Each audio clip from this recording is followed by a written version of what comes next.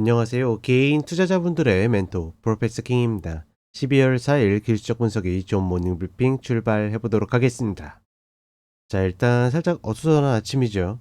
예, 뜻하지 않는, 생각지도 않았었던 돌발 이슈가 좀 발생을 했는데, 사실 뭐 좋다 나쁘다 이런 것들을 평가할 이유 없이 시장적인 관점에서는 다른 거 없다라고 생각합니다. 뭐 그런 거에 대해서 너무 고민하거나 아니면 뭐 겁나서, 말 그대로 지금 국제적 어떤 리스크들이 발생을 해도 시장이 대부분 다 극복하는 흐름인데, 그런 리스크도 아니기 때문에 예, 막 여기에서 던지거나 뭐 하거나 이럴 고민은 할 필요가 없다라고 보고 있고, 다만 이제 어떻게 보면 주식 시장보다는 채권 시장이 조금 더 중요해 보여요. 특히나 환율이 좀 출렁이는 모습을 보여줬기 때문에 외국인들이 과연 어떤 스탠스를 보일 것인지, 이런 부분들이 조금은 신경 쓰이는 정도이다.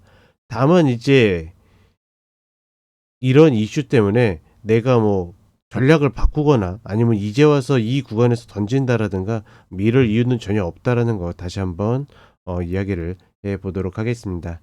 자, 일단 미국 시장 같은 경우에는 악재라는 게 전혀 통용되지 않고 있습니다. 특히나 미국의 어떤 반도체 제재에 맞서서 중국이 일단 원자재 일부 뭐 갈륨이나 이런 것들에 대한 공급망을 좀 조이는 그런 모습을 보여줬는데, 이게 이제 어떻게 보면 시발점이 될 수 있는 거죠. 특히나 트럼프 정부로 넘어가면서 어 대중국에 대한 어떤 스탠스는 계속 같은 기조를 유지할 가능성이 높기 때문에, 말 그대로 중국도 패를 다 보여주진 않았고 이제 첫 번째 가장 쉽게 버리는 패들을 서로 내밀면서 우리는 이제 원자재 공급망을 쪼이겠다 뭐 이런 뉘앙스를 보여주고 있는데, 사실 재밌는 거는 그러니까 미국 시장의 간밤에 또 나스닥이 고가를 갱신했는데, 이 흐름에서 그러니까 가장 리스크를 안을 만한 어떤 종목이라고 본다라 그러면 저는 애플이라고 생각하거든요. 근데 오히려 반대로 애플은 계속 신고가를 갱신하는, 그러니까 조금씩이지만 갱신하는 그런 모습을 보여주고 있습니다. 그러니까 이런 것들을 보게 되면 어 지금 미국 시장에는, 그러니까 호재는 굉장히 과대평가되어 있고 악재는 굉장히 과소평가되어 있는 이런 기조들은 아직 꺾이지 않았다. 특히나 이렇게 올라오면서 지금 미결제 약정이 의외로 좀 증가하고 있는데, 그러니까 이게 초반에는 이제 매수 세력들이 계속 매수로 쌓아 올리는 흐름이라고 생각했는데, 사실 이제 그저께 같은 경우에는 전혀 그런 위치나 타이밍이 아니었거든요. 그런데도 늘어나는 것을 보게 되면 최근에 미국 시장으로 들어오는 많은 어떤 자금들이 종목을 들어가긴 좀 부담스럽다 보니까 ETF나 이런 쪽으로 들어가면서 늘어나는 것이 아닐까. 그러니까 우리 시장의 개인 투자분들도 지금 뒤늦게 미국 시장 가시는 분들은 종목은 부담스러워서 못 사고 대부분 ETF, 뭐 그게 이제 레버리지든 고퍼스든 뭐 이런 식으로 들어가시죠. 그렇다 보니까 그런 것들이 조금 더 영향을 미치지 않겠는가, 이렇게 좀 판단을 하고 있습니다.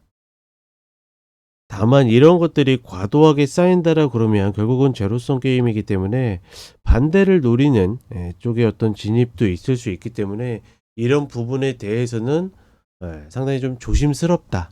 그러니까 잘 나가고 있지만 조심스럽다 이렇게 보고 있고, 가급적이면 지금 구간에서 저거 조금 더 올라간다라고 해서 무리하게 노릴 필요는 없지 않을까라고 생각을 해 보겠습니다. 자, 그럼 간단하게 차트 보도록 하겠습니다. 자, 나스닥 선물 30분 흐름을 보게 되면 최근에 계속 이야기 드렸다시피 초반에 들어 올렸는데, 어제는 초반에는 조금 눌렸지만 후반에 들어 올리는, 그러니까 얘네가 후약인 케이스가 지금 거의 없기 때문에 사실 시장이 계속 붙들려 있는 흐름이라고 보시면 될 것 같고, 나스닥 흐름이 또다시 신고가를 갱신하고 뭐 이 흐름에서 가장 중요한 역할을 하는 것은 역시나 애플. 그러니까 물론 엔비디아도 오르긴 했지만 애플이 지금 고가를 갱신하면서 계속 움직여 주고 있다.